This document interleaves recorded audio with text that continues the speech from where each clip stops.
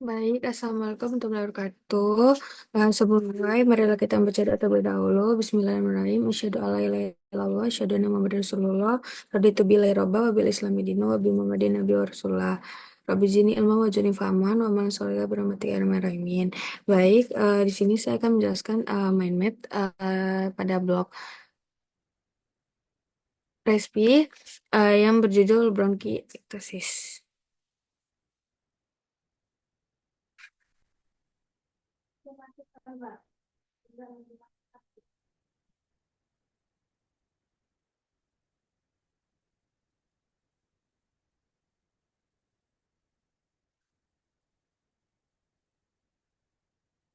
Baik, di sini saya akan menjelaskan tentang bronkiektasis.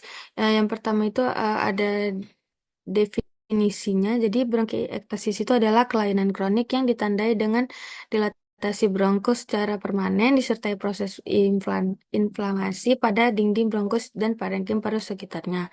Jadi untuk patogenesisnya itu ada beberapa jalur yang menerangkan terjadi bronkiektasis secara luas. Bronkiektasis ini dapat terjadi sehubungan dengan kejadian ataupun episode insidental yang tidak berhubungan dengan kondisi dasar intrinsik pertahanan tubuh penderita dan dapat pula berkaitan dengan kondisi dasar konstitusional genetik penderita.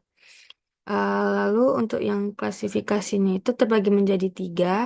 Yang pertama itu ada bronkiektasis silindris ataupun tubular ditandai dengan dilatasi saluran nafas. Yang kedua itu bronkiektasis varikosa dinamai demikian karena gambarannya mirip dengan vena varikosa. Ditandai dengan area konstriktif vokal disertai dengan dilatasi saluran nafas sebagai akibat dari defek pada dinding bronkial. Dan yang ketiga itu ada bronkiektasis kistik ataupun sakular ditandai dengan dilatasi progresif saluran nafas yang berakhir pada kista ukuran besar, sakular ataupun gambaran grip like clusters ataupun gambaran ini adalah gambaran bronkiektasis yang paling berat. Next untuk manifestasi klinisnya itu yang pertama itu ada infeksi yang berulang, batuk darah, obstruksi saluran nafas kronis, gangguan bernafas secara progresi, refrakter dan kronis.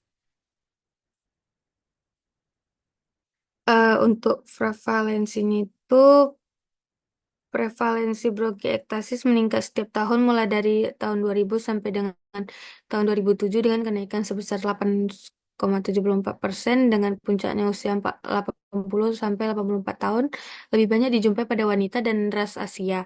Penurunan angka FEV1 skor gejala sesak lanjut, hasil kultur positif Pseudomonas, indeks metabolisme basal yang rendah laki-laki, usia lanjut, dan PPOK telah diidentifikasi sebagai faktor resiko untuk mortalitas. Untuk prognosisnya itu, prognosis untuk etiologinya itu, mekanisme yang mungkin mendasari bronkiektasis pasca infeksi adalah adanya infeksi pada saat awal kehidupan yang menyebabkan kerusakan struktural pada saluran nafas yang masih dalam tahap pengembangan sehingga mengakibatkan saluran nafas rentan terhadap infeksi berulang dan dengan berjalannya waktu infeksi persisten tersebut mengakibatkan bronkiektasis. Untuk diagnosisnya itu dari pemeriksaan radiologisnya itu eh, diagnosis bronkiektasis ditentukan dari temuan klinis dan hasil pemeriksaan penunjang. Pemeriksaan fungsi paru menunjukkan adanya obstruksi aliran nafas sedang hingga berat. Jadi terbagi menjadi pemeriksaan X-ray ataupun foto polos dada untuk screening awal penyakit dan eksaserbasi, namun spesifitas dan sensitivitasnya terbatas. Lalu terdapat gambaran honeycomb appearance. Selanjutnya ada pemeriksaan darah. Untuk pemeriksaan penunjang itu ada pemeriksaan darah, pemeriksaan fungsi paru. Biasanya pemeriksaan spirometri dapat memperlihatkan gambaran keterbatasan aliran nafas dengan penurunan V1 ataupun rasionya.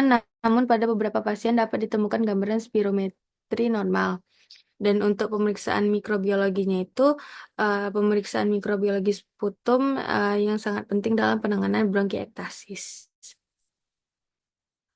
Selanjutnya itu ada tata laksana. Penata laksanaan bronkiektasis meliputi identifikasi keadaan eksaserbasi akut dan penggunaan antibiotik, mengendalikan pertumbuhan mikroba, terapi terhadap kondisi yang mendasarinya, mengurangi respon inflamasi.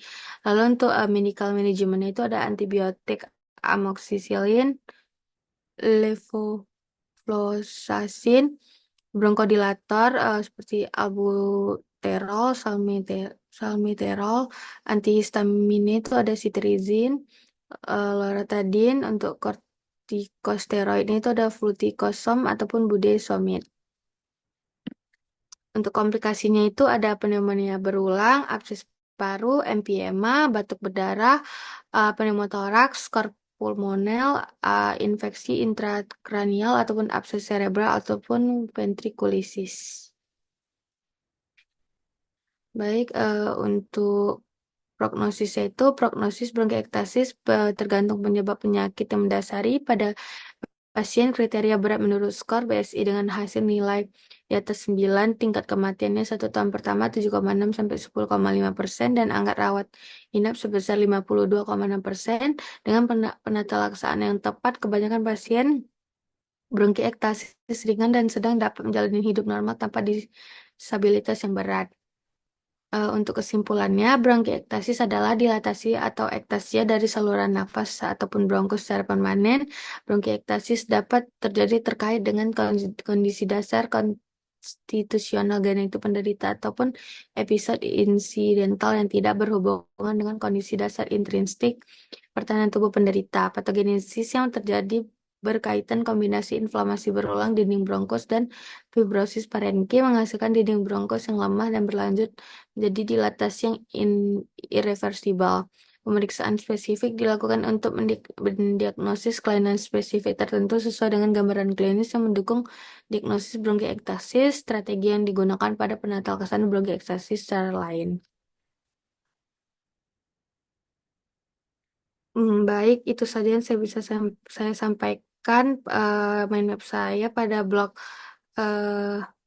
respi ini yang berjudul bronkiektasis. Sekian dari presentasi saya. Assalamualaikum warahmatullahi wabarakatuh.